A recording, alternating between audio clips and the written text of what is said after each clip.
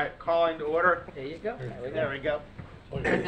The October 25th meeting of the Port Orange Planning Commission. Please stand for the Pledge of Allegiance.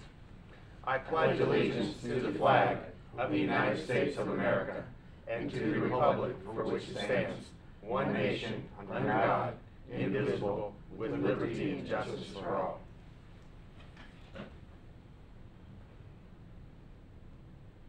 Amen. Please call the roll. John Junko. Here. Maria Mills Burnett. Here. Bo Bocagi. I'm here. Lance Green. Here. Thomas Jordan. Here. Joe Fassi. Here. And Newton White. Here. All right, thank you for coming to us this evening. One quick note, please silence your cell phones. And we will consider the August 23rd minutes. Move to approve. We have a motion to approve the August 23rd minutes. So moved. We have a second? Motion and a second? Second. And I am also obligated to mention that in these minutes regarding item number 5, case number 18900000004, variance at 4068 Carlisle Drive, Lance Green was conflicted and abstained. All in favor? Aye. Aye. Minutes approved. Case number 18550000003, development order modification, Kings Landing Phase 1, east side of Hensel Road between East Hensel Drive and Hills Boulevard. A request by the applicant to amend the previously approved subdivision plat and plans for Kings Landing to create phases for developing the previously approved 71 single-family lots. The proposed initial phase, Phase 1, requested by the applicant consists of 24 single-family lots, 23 one-acre lots, and one 20,000 square foot lot, along with tracts of land for common area stormwater and future single-family lots. Mr. Berman. Tim Berman, Community Development. I think Newton did a great job of summarizing what the proposal is here. Essentially is, last year at this time we approved an overall 71 unit subdivision for basically the 82 acres.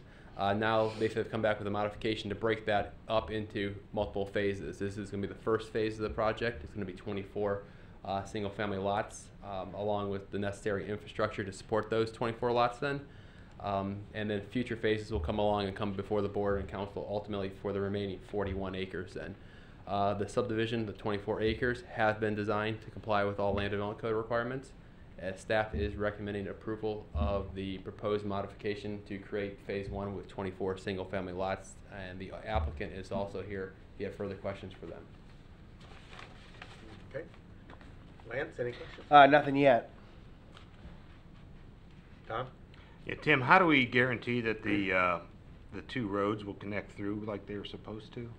As with the base of the phasing, they will continue to bring those forward. Also, too, the way the code is written, the 24 lots that are proposed there, if it just was developed at that point right there, would still comply with code with those terminations there. They are doing their requirements by stubbing those out for future connections then. So everything is compliant with code. Okay, how about on the, shoot, which road is it here? The North Road, I guess we would say, English the one that Oak. connects through. There's supposed to be a English Oak. English Oak, yes, thank you. There's supposed to be an emergency access. Not off of English Oaks. Basically, the code requires any subdivision with 25 lots or less is only required to have one point of access. Okay. So this would have actually a Hensel and then also very close to it, but the Rocco Road then. So Right. it meets code, but the intent is for the future phases to continue that road to English Oaks Drive. Good. All right, that's all I had. Joe, any questions? No questions. Bo? Yes, sir. Maria? No, I'm good. John? This is probably a straightforward one because we went through this in the past and we had a full house because they were all concerned about the 1 acre lots being reduced. So by the look of this room right now, it doesn't seem to worry anyone. And I'm guessing the size of the lots are not being altered whatsoever. We're just breaking it up into 2 phases because it's financially feasible for a builder to do 1 phase, do half of it, and then proceed with another phase. Yeah, we have 23 Yeah. 1 acre lots, and then There's one proposed at 20,000, but that falls within the split of the Right. zoning district, so that's None of the lot complies. sizes are changing and nothing altered, it's just breaking up into two phases. Right, Nice correct. and easy, okay, that's all I wanted to know, thank you. No, well, my only concern, and I already talked it out with Mr. Berman earlier, was the same thing as Mr. Jordan had, is the English Oaks access. But I did want to note that the cul-de-sac, the termination points are going to be sized such that they're going to work for the garbage trucks and the fire trucks, emergency vehicles to be able to get turned around there. So, looks good to me.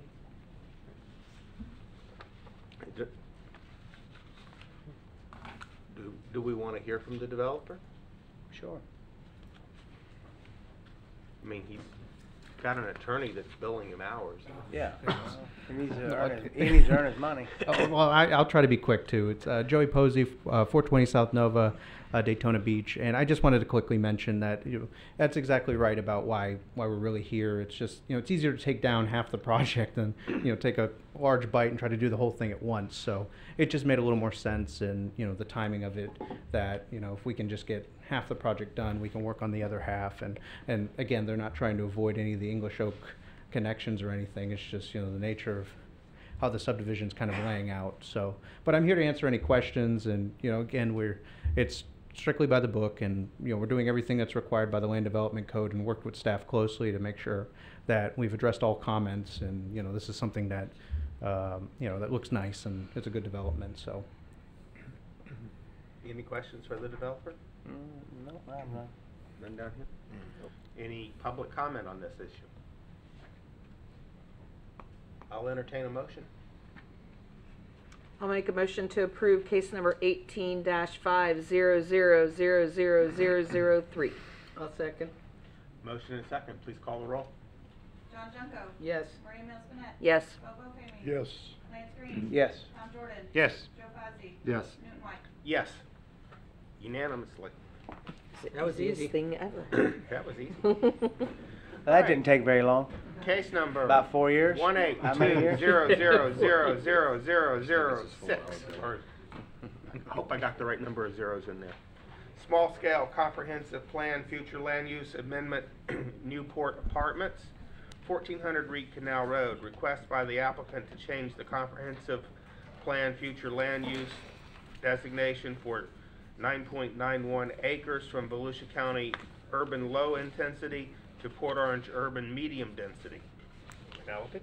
Penelope Cruz, planner. Mr. Chairman, if it is the pleasure of the board, if you'd like to open item 7 after this, they both interrelate, and that way we can discuss them both freely. Okay. Works for me. We will open case number 18650000002, rezoning with master development agreement and conceptual development plan, Newport Apartments, 1400 Reed Canal Road. Okay. So, thank you. I've asked to open them both up because they work together. One doesn't really happen without the other. So the first item tonight is a small-scale future land use amendment. It's for this 9.9 acre property here in the blue. It was recently annexed into the city of Port Orange. They are requesting to change the future land use from the county low intensity category to the city of Port Orange medium intensity category, and if approved, the intent is to combine it with the overall property that you see here in the pink boundary, which is the next item, and incorporate that into the Newport Apartments PUD for the ultimate development of the 310 unit multifamily development. The proposed future land use designation is compatible with the adjacent properties, and all public facilities have been analyzed and have adequate capacity to accommodate the proposed small-scale amendment. The next item is the rezoning of the overall development site, which is approximately 29.7 acres.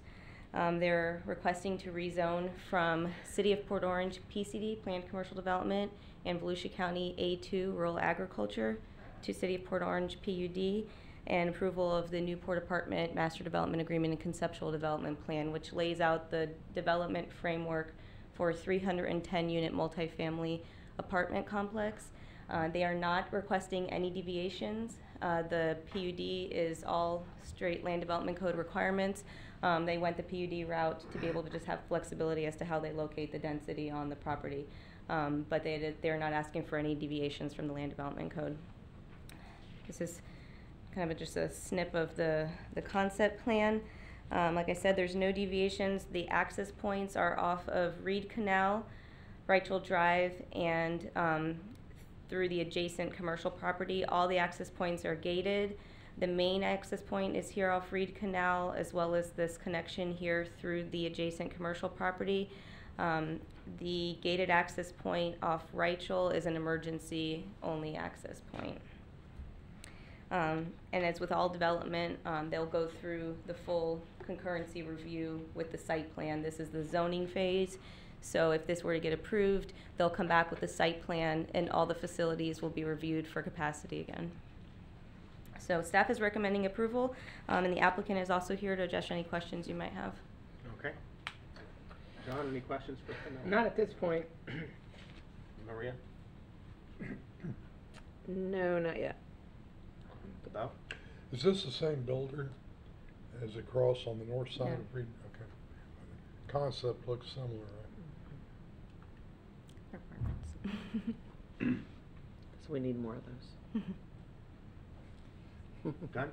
Yeah, thank you. Joe? No questions. Me? Yep. Yeah, I just want to make sure I understood what you said. The access off of Reichel Road is only for emergency use? It's Yes. not residents will not be using it? No, it's emergency only. Okay. Alrighty, thank you. Lance? So you're saying when this comes further down the road is when the traffic study will be done on Reed Canal? The traffic study will be done at the Clyde Morris Yes, intersection that's in when- the area? Yes, that's when the TI is, the traffic analysis required is with the site plan. This is zoning. Okay. Mhm. All right, that's all I have right now. I have no questions. Okay. The applicant is here if you have any questions. for The him. applicant would like to speak? Just if you have any questions, I've got a civil engineer and a principal from the applicant here to answer any questions that you might have. Otherwise, I have nothing. Any questions? Mm-mm. None? No, None. thank you. Joe? No. Maria? John? No questions. Have no questions. Any public comment? There being none, I'll entertain a motion for item number 6 and then another motion for item number 7. I presume we have to vote separately on them. I'll make a motion to approve case number 18-20000006. I don't think there were any caveats on there, were there? A second. And Bo seconds. Please call the roll. John Junko. Yes. Maria Melspinette. Yes. Bobo Femi. Yes? Lance Green. Yes? Tom Jordan. Yes. Joe Fozzie. Yes. Newton White. Yes. All right, I'll entertain a motion for item number 7. I'll make the motion. I'll make a motion to approve 18-65000002 with, excuse me, the recommendations of staff. Second. We have a motion and a second. Is there any public comment on this one? No? Call roll, please. John Junko. Yes. Maria Melspinette. Yes. Bobo Femi. Yes. Lance Green. Yes? Tom Jordan. Yes. Joe Fozzie. Yes. Newton White. Yes. And Mr. Chairman, before you move on, we missed the second on the item just before this. It was Bo. Bo. Bo. It was Bo. Okay, thank you. Okay. And we will move to commissioner comments. Lance, we'll start with you tonight. Already? Yeah. Come on up, Tim. Oh, Tim.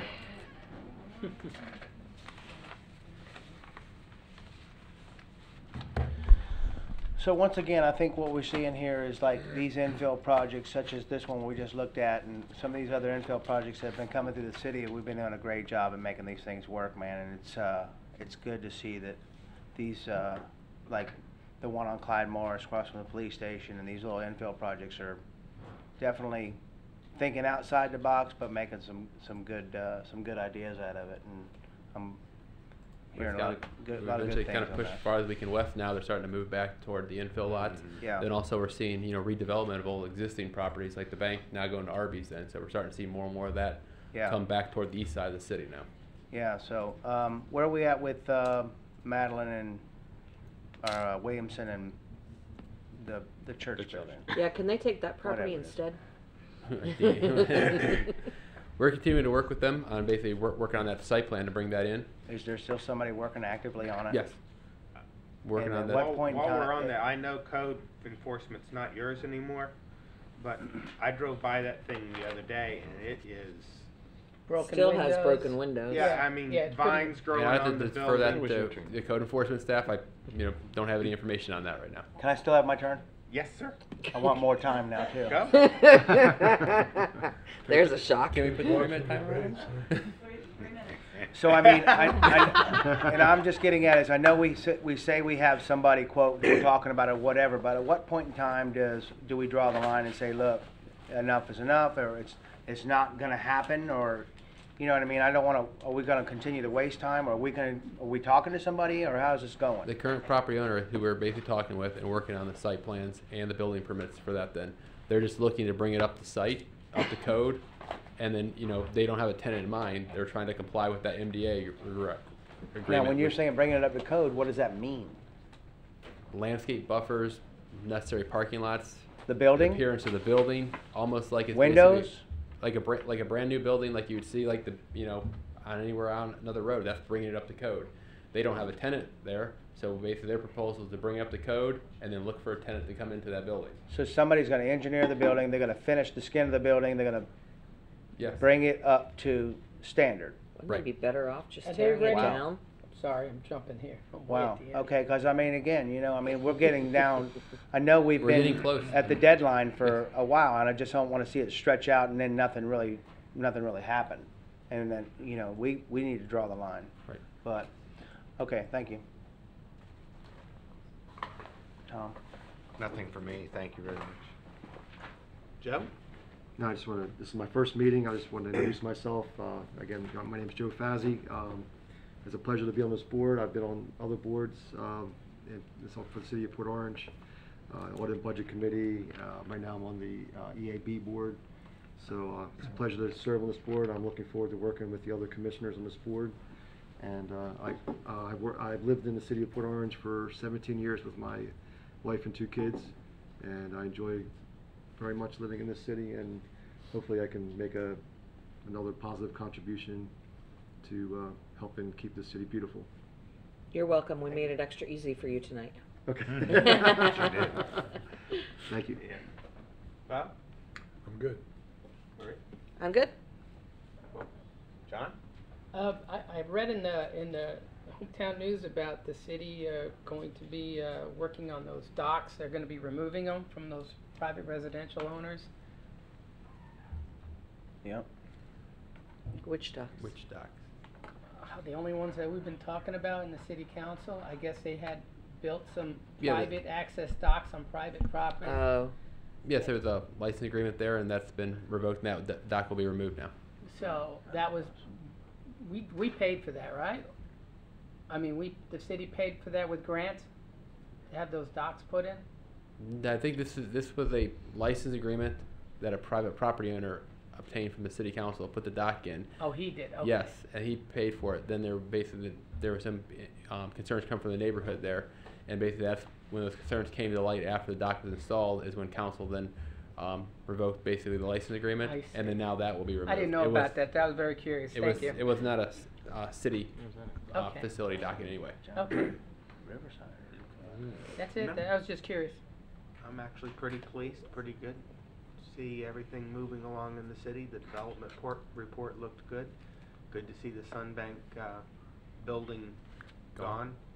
And something happening there. It's very good. So no more commissioner comments. We're done.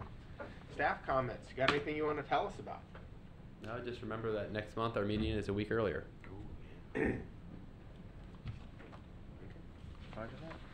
Move to adjourn. Second. second. All in favor? Aye. Aye. Good night.